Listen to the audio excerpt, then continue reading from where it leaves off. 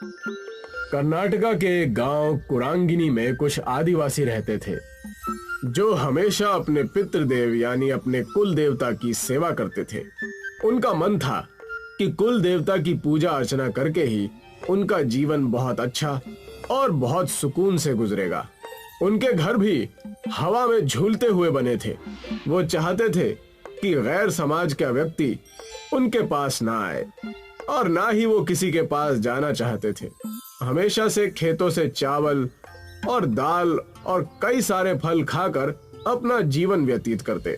उसी वक्त कुरांगिनी के पास वाले गांव में कुछ बच्चे कैंपिंग करने गए थे, चंदू, मंगलू और कविता।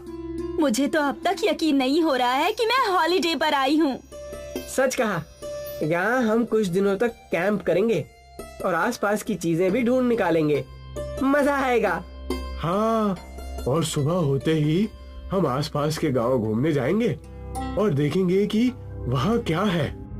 कुरांगिनी गांव के पास के कैंपिंग स्पॉट पर तीनों दोस्त आराम करने लगते हैं। सुबह होते ही उन्होंने तय किया कि सारे घूमने जाएंगे कुरांगिनी की तरफ। कुरांगिनी के पास जाते ही कविता ने झूलता हुआ घर देखा और कहा, अरे वाह, ये देखो झूलता हुआ घर। लगता है यहाँ के लोगों को झूला झूलने का बहुत शौक है, इसलिए ऊपर वहाँ पेड़ पर ही घर बना लिया है। कितने गजब की खूबसूरती। पूरा गांव हरा भरा है, ताजी हवा, सुंदरता में तो ये सब देखकर खुश हो रहा हूँ। पता नहीं आगे क्या क्या देखने मिलेगा। लेकिन पता नहीं मुझे डर क्यों लग रहा है। ऐसा लग रहा है कि कुछ अनहोनी होने वाली है हमारे साथ। ओफो, तुम तो हमेशा ही नेगेटिव बातें करते रहते हो। अब चुप भी करो और यहाँ का नजारा देखो। कुरांगिनी गांव के आदिवासियों ने उन्हें घेर लिया, जो दिखने में डरावने और खूंखार लग रहे थे। इन्हें देखते ही तीनों दोस्तों की सिट्टी बिट्टी गुल हो गई। कौन है आप लोग और हमसे क्या चाहते हैं?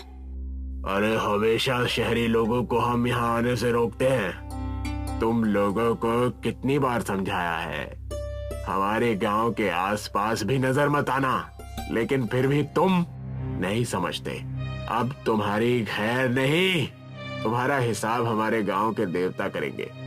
ले चलो इन्हें, आज हमारी देवी ही बताएंगी कि इनका क्या करना है। अगर तुम यहाँ से छुटकारा पाना चाहते हो तो तुम्हें हमारी शर्तें माननी पड़ेंगी। क्या करना होगा? हमें सारी शर्तें मंजूर है। तुम्हें हमारे गांव की सभ्यता और परंपरा में रहना होगा। प्रकृति की सेवा में अपना मन, धन सब त्यागना होगा। इतना कहकर प्रकृति की देवी वहां से चली जाती है। तुमने सुना, जैसे हमारी देवी ने कहा वैसे ही तुम्हें करना होगा, नहीं तो हमारी देवी नाराज हो जाएगी। अब से तुम कुरांगिनी के निवासी हो, तुम्हें हमारे नियम और कायदे चलाने होंगे और हमारी देवी को खुश करना होगा। क्या आप हमें समझाएंगे कि हमें करना क्या है? हंसते हंसते हमारे रास्ते बंद हो गए और अब ये नया तमाशा आ गया है। जल्दी बताओ हमें क्या करना है। मैं जिंदगी भर के लिए तैयार हूँ। जैसा हमारी देवी ने कहा वैसा ही तुम्हें करना होगा। हमारे तौर तरीके तुम्हें अपनाने होंगे। सारी शहरी चीजें तुम्हें फेंकनी होगी। कविता, मंगलू और शैलेश के पास कोई चारा नहीं रहता। उन्हें उनके तौर तरीके आजमाने ही पड़ते हैं। हमने तुम्हारी सारी व्यवस्था झूलते हुए घर में कर दी है। आज से तुम वहीं रहोगे और हमारा जीवन व्यतीत करोगे। यही सीख और सजा है तुम्हारी। ये रहे तुम्हारे कपड़े। छोड़ दो हमें, घर जाना है हमें जाने दो। अरे चिल्लाना बंद करो और इन्हें देखो। तुम्हें लगता है हमें जाने देंगे यहाँ से?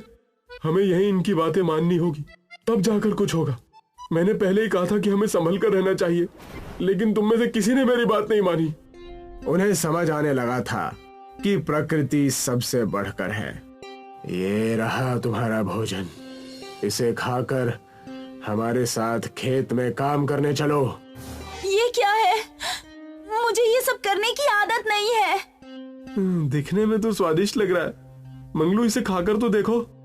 चुपचाप खाकर हमारे साथ चलो। जैसे ही उन्होंने कुरांगिनी गांव का खाना खाया, वाह यार, ये कितना स्वादिष्ट है। अगर हमें ये खाना हर रोज मिले तो मैं यहाँ से कभी नहीं जाना चाहूंगी। बिना मिलावट के खाने की बात ही कुछ और है। सच कहा तुम दोनों ने। हमें यहाँ कुछ दिन बिताने हैं। इससे हमें एक अच्छी सीख और अच्छी समझ के साथ जाएंगे। तीनों ही कुरांगिनी गांव के लोगों के साथ समय बिताने लगते हैं। उनके साथ खेतों में जाकर खेती, पेड़ों पर चढ़कर फल तोड़ना और कई सारे गांव की परंपरा में भाग लेते हैं। पूरे 1 महीने तक वो कुरांगिनी गांव वालों के साथ रहते हैं। उनके तौर तरीके सीखने के बाद मुखिया कहता है, हमारे गांव में कल मेला लगने वाला है। इस मेले में कई सारे व्यंजन और कई सारे कारनामे होते हैं। इस मेले में हम आ सकते हैं क्या? अब तो हम भी कुरांगिनी के निवासी हैं। क्यों नहीं? अब तुम हम में से ही एक हो। तुम यहाँ आ सकते हो। अगले ही दिन तीनों मेले में जाने के लिए तैयार हो जाते हैं। वहाँ पर कविता के माँ बाप कविता को ढूंढते हुए आ जाते हैं। कविता की माँ रोने लगती है। कहाँ थी मेरी बच्ची? हमने तुम्हें कहाँ कहाँ नहीं ढूंढा। इन लफंगों के साथ हमें पता था कि तुम किसी मुसीबत में हो। कुरांगिनी गांव के लोग कविता के पिता की बात सुनकर डर जाते हैं। तब कविता कहती है, लेकिन पिताजी, इसमें इनकी कोई गलती नहीं है। मुखिया जी ने अपना कर्तव्य निभाया और हमें एक बहुत अच्छी सीख दी जो कोई स्कूल या कॉलेज हमें नहीं दे पाता। इस गांव में आने के बाद हमने हमारी प्रकृति के बारे में जानने का बड़ा अवसर प्राप्त किया। हमें पता चला कि हमारी दुनिया से बढ़कर भी कुछ चीज है। मैं शुक्रगुजार हूँ इस कुरांगिनी गांव और यहाँ के लोगों का जो हमें यहाँ आने का मौका मिला। सब कुछ सुनने के बाद मुखिया कहते हैं, देखा हमारे साथ रहने का नतीजा। मुझे गर्व है तुम तीनों पर। हमें तुम्हें यही सिखाना था। मुझे तो तुम तीनों पर नाज है। प्रकृति देवी की शर्त पूरी होती है। अब तुम यहाँ से जा सकते हो और अपना सामाजिक जीवन बिता सकते हो। कविता, मंगलू और शैलेश वहाँ से खुशी खुशी जाने लगते हैं। हम आप सब से मिलने साल में एक बार जरूर आएंगे और शहर जाकर लोगों को प्रकृति के बारे में सतर्क करेंगे।